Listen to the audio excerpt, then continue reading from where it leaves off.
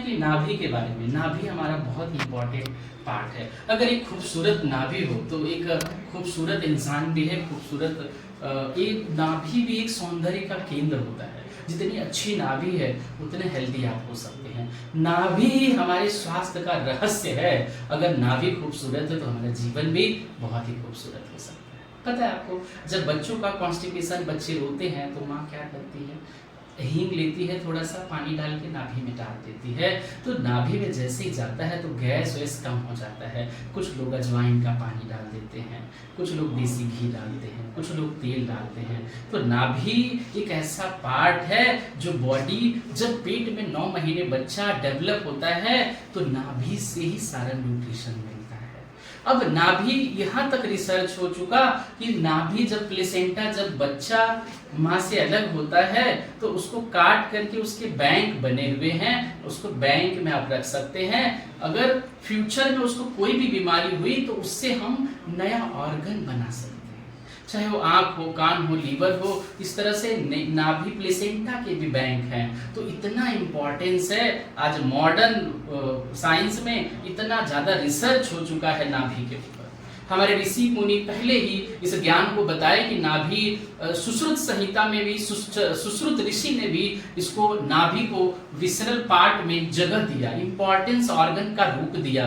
आपको पता है सबसे लास्ट में मरने के बाद भी नाभि 22 घंटे तक, 24 घंटे तक जिंदा रहती है। तब जाके पता है आपको कौन ऐसा था जो सब जगह मारने पे भी नहीं मर रहा था, लेकिन नाभि में मारने से डेथ हो गई। पता है आपको कौन था वो? रावण, है ना। तो इसका मतलब नाभि हमारा स्वास्थ्य का केंद्र है। तो नाभि बहुत ही इंपॉर्टेंट है। बहुत सारी ऐसी प्रॉब्लम्स होती है, हम इग्नोर करते हैं कि इसका कहाँ संबंध है, लेकिन नाभि हिल जाने से कुल 80 बीमारियां हो सकती हैं। 80 बीमारी बिकॉज ऑफ नाभि केवल डिसलोकेट होने की वजह से। तो नाभि बहुत ही इंपॉर्टेंट पार्ट है, नाभि का हमें केयरिंग करना चाहिए। नाभि अब बहुत कारणों से अपनी जगह से हिल जाती है। कुछ लोगों का तो 2 साल से नाभि हिली, उनको पता नहीं कि नाभि हिला है। वो रोज कायन चूर्ण, कॉन्स्टिपेशन का चूर्ण, ये बूटी, वो जड़ी अलग अलग ले रहे हैं, पेट साफ कर रहे हैं, ठीक हो रहा है, फिर से हो जा रहा है। उनको लगता है पता नहीं मेरा बॉडी ही डिफॉल्ट हो गया है। तो डिफॉल्ट नहीं, आपका नाभि हिल गया है और ये बात पता नहीं। मैंने तो यहाँ तक देखे कि पैर भी छोटे बड़े हो गए। शोल्डर, उसको फ्रोजन शोल्डर है, हाथ ऐसे हो जाएगा। आप सोचोगे कि तो पुष्पा, अरे पुष्पा कहाँ से आ गए, मीन्स कहने का मतलब कि एक हाथ ऐसे हो जाता है। तो खैर मूवी पुष्पा ही इसलिए ध्यान में आ गया मेरे, पुष्पा खैर छोड़ते हैं। तो लगेगा कि क्या हो गया, बट ऐसा कुछ नहीं है। वो नाभि हिलने की वजह से भी ऐसा होता है। वो पुष्पा की स्टाइल में नहीं चल रहा है, हो सकता है मे बी उसका नाभि हिला हो, है ना। और फिजियोथेरेपिस्ट या जो भी उसको ट्रीट करेंगे ठीक लगेगा फिर से। तो कई बार नाभि हिलने से, हालांकि मॉडर्न साइंस के अंदर ऐसा कोई इसको मानते नहीं है कि ऐसा कुछ ऑर्गन्स है, बट नेचुरोपैथी इसको एक्सेप्ट करती है, आयुर्वेदा इसको एक्सेप्ट करता है। हम चाहे सीटी स्कैन या कुछ सोनोग्राफी कुछ भी कराएं, उसमें ये सारी चीजें नहीं आएंगी। तो हम नाभि की जांच कैसे करें कि नाभि सही है? तो पहले तो इसके 9 पार्ट्स हैं, आपको पता है एब्डोमेन के 9 पार्ट्स। इसको हम इपिगास्ट्रियम, इसको hypogastrium, right iliac region, left iliac region, right lumbar region और लेफ्ट लंबर रीजन, और ये इलियक है ना, इसको इलियक बोलते हैं। हाइपोकॉन्ड्रियन, राइट हाइपोकॉन्ड्रियन, लेफ्ट हाइपोकॉन्ड्रियन, और ये इपिगास्ट्रियम, ये हाइपोगास्ट्रियम, ये बीच में जो लंबर वर्टिब्रा पीछे थी, तो ये लंबर हो गया, right lumbar, left lumbar, right iliac, left iliac. कौन से ऑर्गन में पेन है, प्रॉब्लम्स है ना, जो 9 पार्ट्स हमने बताए। ऊपर वाला नाभि से रहेगा तो क्या कहेंगे उसको? Epigastrium, hypogastrium, right hypochondrium, left hypochondrium, right lumbar, left lumbar, right iliac और लेफ्ट इलियक।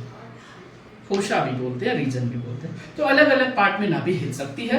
अब हम देखते हैं कि अलग अलग ऑर्गन्स हैं। किसी को कई बार अपच है, कब्ज है, गैस है, हृदय जलन है, नींद नहीं आ रही, खांसी की बीमारी है, तनाव है, महिलाओं में पीरियड्स की, तो जब एक खींचा ऊपर तो पीरियड्स वाला प्रॉब्लम यहाँ सब है, तो पीरियड्स का प्रॉब्लम शुरू। कोई जब खिंचाव आता है तो दूसरे को इफेक्ट डालता है ना। यहाँ कुछ होगा तो यहाँ पे भी इफेक्ट डालेगा, यहाँ तो होगा ही। तो इस तरह से नाभि, अच्छा दिशाएं कुल कितनी होती हैं? 4 8 10 होती हैं, आपने सुना भी होगा 10 दिशाएं, 4 तो ईस्ट वेस्ट नॉर्थ साउथ, उनके बीच के 8 और एक ऊपर नीचे, तो कुल 10 दिशाएं 10 होती हैं। तो 10 दिशा में से किसी भी दिशा में नाभि हमारी डिसलोकेट हो सकती है।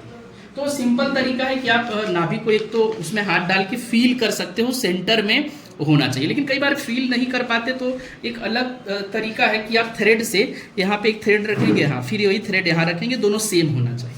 लेकिन ये केवल मेल के लिए, फीमेल में ब्रेस्ट टिश्यू होते हैं तो फिर वो गड़बड़ हो जाएगा। तो फीमेल में हम वो धागा यहाँ रखेंगे और इस धागा को पैर के पास अंगूठे तक ले जाएंगे, वही फिर यहाँ, तो दोनों का सेम होना चाहिए।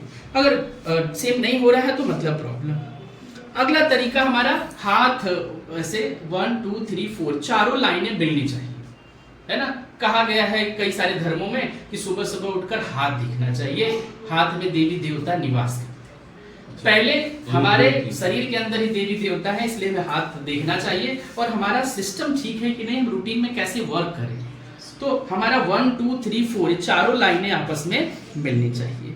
अच्छा, बैठ के देखना है आपको, पोस्चर शुड बी सीधे हो आपका, इस तरह से, ये नहीं कि कोई ऐसे कर रहा है, ऐसे कर रहा है, ऐसे कर रहा है, तो wrong. Posture, spine should be straight, तब आप चेक करोगे तो आपका क्लियर 1 2 3 4 चारों लाइनें इस तरह से देखो, फर्स्ट सेकंड थर्ड फोर्थ चारों मिलना चाहिए। नहीं मिल रहा है इसका मतलब आपका नाभि हिल गया है। तो हमने नाभि की जांच कैसे करें, तो एक तरीका हमारा कि यहाँ पे फील करके, दूसरा हमने बताया थ्रेड से मेल के लिए, फीमेल के लिए वही यहाँ पर, तीसरा तरीका है कि हमें